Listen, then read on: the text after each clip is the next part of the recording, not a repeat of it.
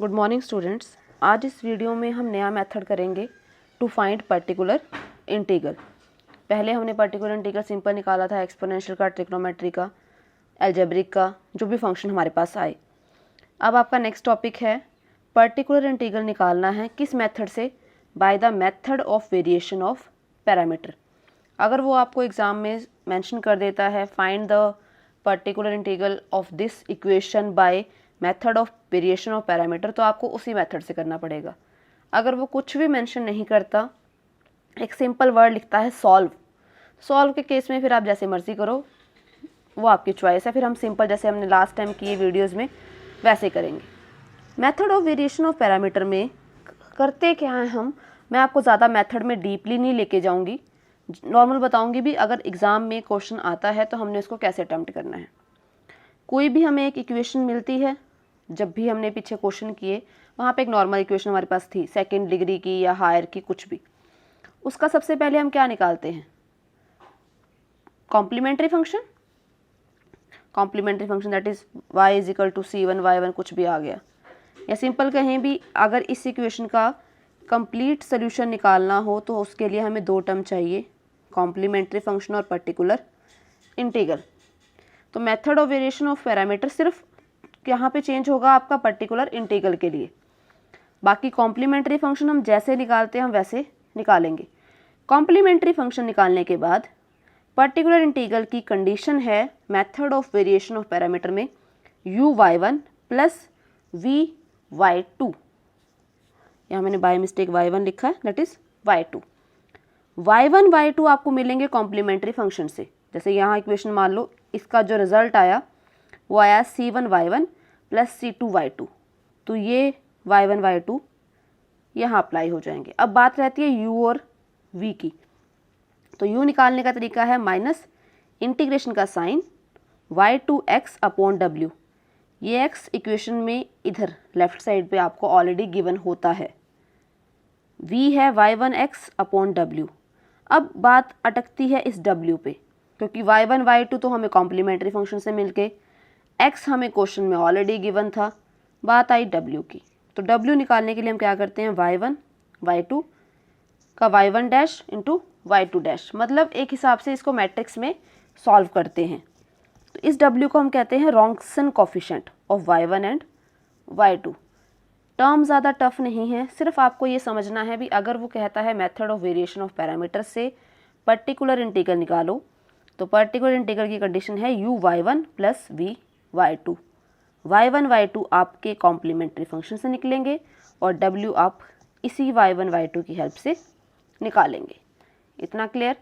अभी हम इसका क्वेश्चन करते हैं। क्वेश्चन में स्टेटमेंट है find the general solution of the equation y double dash plus 16y equal to 32 secant 2x using method of variation of parameter.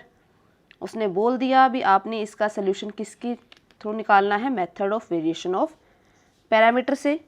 सबसे पहले सोल्यूशन स्टार्ट करते हैं। मैंने ये दोनों टर्म साथ में इसलिए रखी है ताकि आपको टर्म साथ साथ क्लियर हो जाए, ये ना लगे पता नहीं कहाँ से ले लिया मैम ने।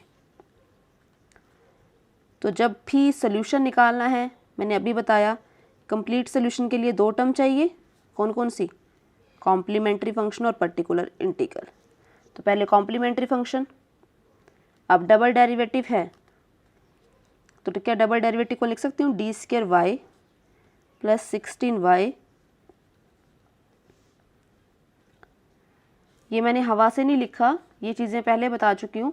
ऑपरेटर की कंडीशन भी d अपॉन dx है, तो उसको हम d लिखते हैं। तो y डबल डैश का मतलब क्या है, d² अपॉन dx²।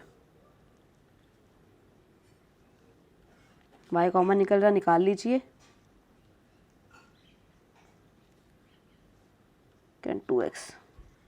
सबसे पहले क्या बनाते हैं हम, ऑक्सिलरी इक्वेशन। ऑक्सिलरी इक्वेशन का मतलब इस इक्वेशन को इक्वेट करते हैं equal to 0। d² equal to minus 16, that is minus 16 का स्क्वायर रूट, क्योंकि स्क्वायर उधर जाएगा तो स्क्वायर रूट ही बनेगा। 16 का स्क्वायर रूट तो आप बता दोगे मैम दैट इज 14, पर साथ में क्या है माइनस, तो माइनस जब साथ में हो तो उसका स्क्वायर रूट बनता है 4 आयोटा। क्लियर? मतलब माइनस हो तो साथ में क्या आएगा, आयोटा। अगर आयोटा है तो इट मीन्स ये फंक्शन क्या है आपका, इमेजिनरी। तो इमेजिनरी फंक्शन हो तो कॉम्प्लीमेंट्री फंक्शन हम कैसे निकालते थे। अब साथ में रियल फंक्शन कोई नहीं है तो बाहर e raise to power term में कुछ नहीं आएगा, that is c1 cos 4x plus c2 sin 4x, क्योंकि यहाँ 4 है तो यहाँ 4। इतना क्लियर? उसके बाद नेक्स्ट टर्म पर्टिकुलर इंटीग्रल निकालना है, तो पर्टिकुलर इंटीग्रल के लिए y1 y2 u और v चाहिए। It means c1 y1 c2 y2। y1 क्या आ जाएगा आपका cos 4x और y2 क्या आएगा आपका sin 4x। यहाँ तक क्लियर टर्म? उसके बाद नेक्स्ट पर्टिकुलर इंटीग्रल निकालना है, तो पर्टिकुलर इंटीग्रल के लिए क्या है, u y1 v y2। y1 y2 ले लिया, बात रही u और v की। तो u का फॉर्मूला क्या बताया था मैंने, minus y2x upon w dx, और v का क्या था, y1x अपॉन w।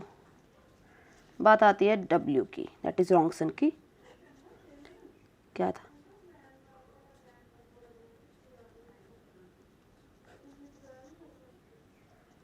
तो y1 हमारे पास क्या है, that is cos 4x, y2 क्या है sin 4x।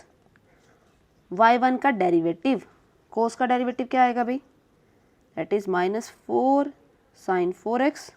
सेम हेयर, करिए क्रॉस मल्टीप्लाई, सॉल्व करना ना। क्या बन जाएगा, cos स्क्वायर 4x, जब नीचे से ऊपर जाए तो साइन माइनस का आता है,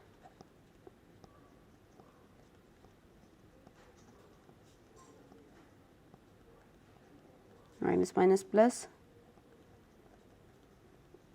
4 कॉमन,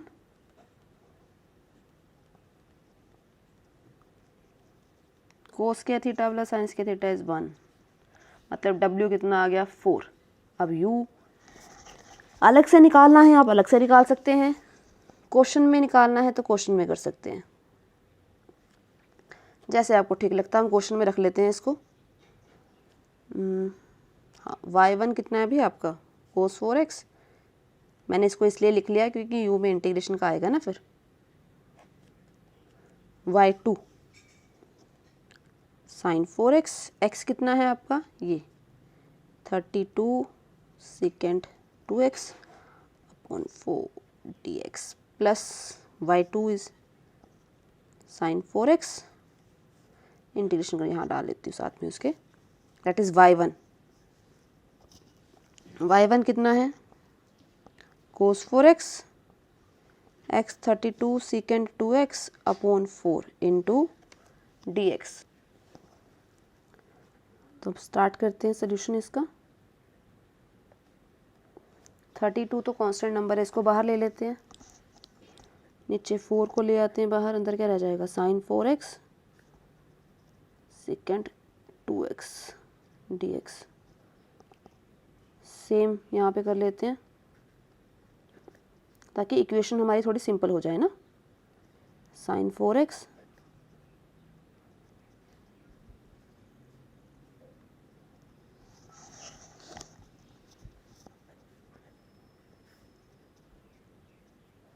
एट एट दोनों साइड है, -8 cos 4x। अच्छा, sin 2x का फॉर्मूला क्या होता है, that is 2 sin x into cos x. अब यहाँ पे एंगल 4 है तो क्या आ जाएगा 2 sin 2x कोस sin 4x का 2 sin 2x कोस 2x। सेकेंड को लिख सकती हूँ 1 अपॉन कोस 2x प्लस यहाँ पे 8, यहाँ पे 8 sin 4x। कोस 4x का फॉर्मूला होता है हमारे पास, क्या होता है formula, that is 2 cos square 2x minus 1, और सेकेंड को लिख सकते हैं that is cos 2x upon 2। यहाँ पे आपको ट्रिग्नोमेट्री के फॉर्मूले अगर आते होंगे तो क्वेश्चन इजीली कर पाओगे, नहीं थोड़ा मुश्किल हो जाएगा। cos 2x से cos 2x कैंसर, ये टर्म तो सिंप्लीफाई हो गई हमारी, that is 8 cos 4x plus इधर 8 sin 4x, cos 2x दोनों के नीचे, दैट इज 2 cos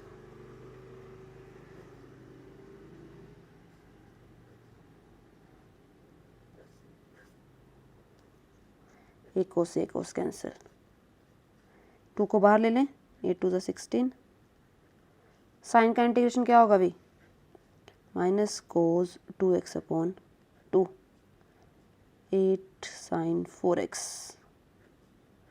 क्या आएगा 2 cos 2x minus 1 upon cos, that is secant 2x into dx, तो क्या आ जाएगा -16 cos 4x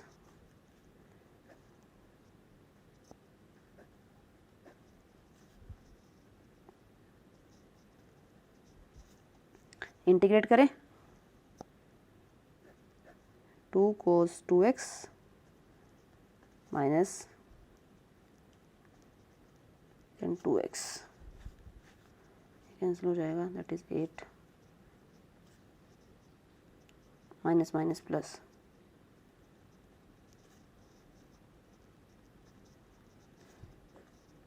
हाँ जी, कोस का इंटीग्रेशन क्या होगा, that is sine 2x upon 2, second का क्या होगा भाई, that is log and 2x plus tan 2x,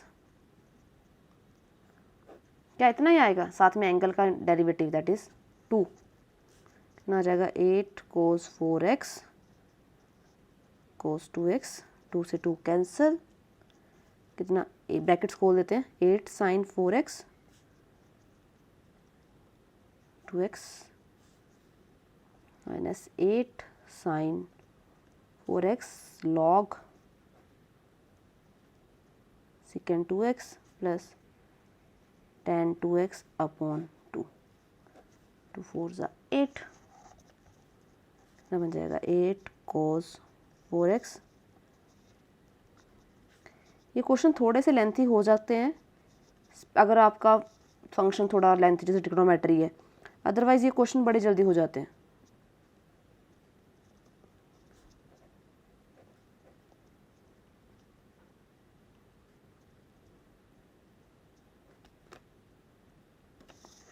ये आया पर्टिकुलर इंटीग्रल। कंप्लीट सोल्यूशन के लिए क्या चाहिए होता है, complementary function plus particular integral. Complementary function क्या था हमारा, c1 cos 4x c2 sin 4x plus particular integral ये आ जाएगा,